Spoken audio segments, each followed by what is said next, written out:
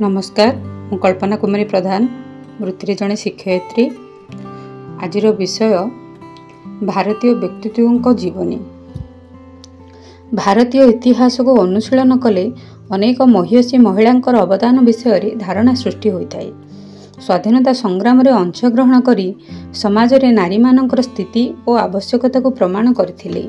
झांसी राणी लक्ष्मीबाई ठारू आरंभ करी सरोजिनी नायडू, कमला नेहरू, इंदिरा गांधी पर्यंत समस्त नारी नेत्री भारतीय स्वाधीनता संग्राम अग्रणी भूमिका निर्वाह करथिले।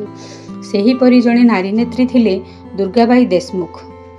से 1909 मसीहा जुलाई मास 16 तारिख रे दुर्गाबाई देशमुख आंध्र प्रदेश काकीनाडा सहर निकट में जन्मग्रहण करथिले।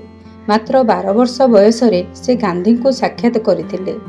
गांधी द्वारा प्रभावित होई से स्वराज, स्वाधीनता और निज देश और भाषा तथा श्रुति उपरे निजर मत उपस्थापना करथिले।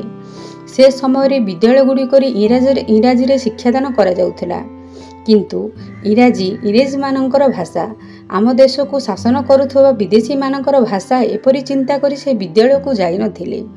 विदेशी वस्त्र रे अग्नि संयोग करी सूता काटिबा, खदी बुणिबा, खदीर प्रचार कार्यक्रम से निजको नियोजित करथिले।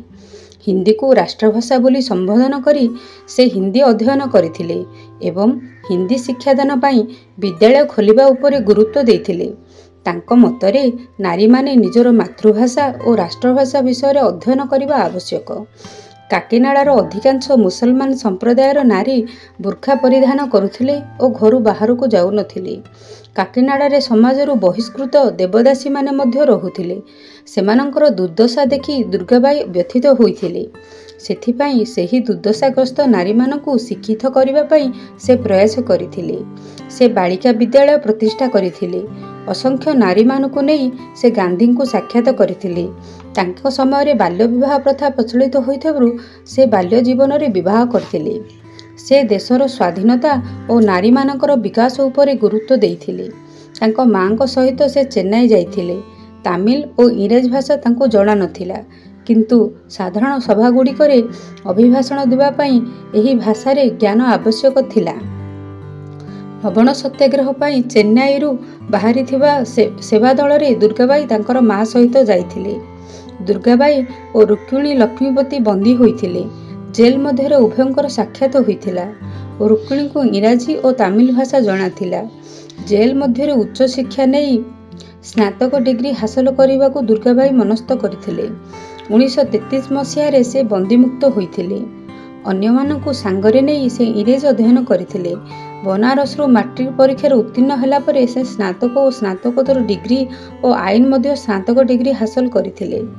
राजनैतिक नियम गुड़ी को अनुध्यान करी से धारा गुड़ी को बुझी पारिथिले। योजना आयोग मध्य से कार्य करथिले। 1937 मसीह चेन्नई ठारे से आंध्र प्रदेश महिला सभा प्रतिष्ठा करथिले।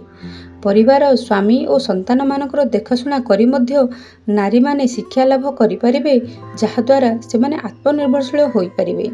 आंध्र प्रदेश महिला सभा ए विषय रे नारी मानकु सचेतन करिथिला।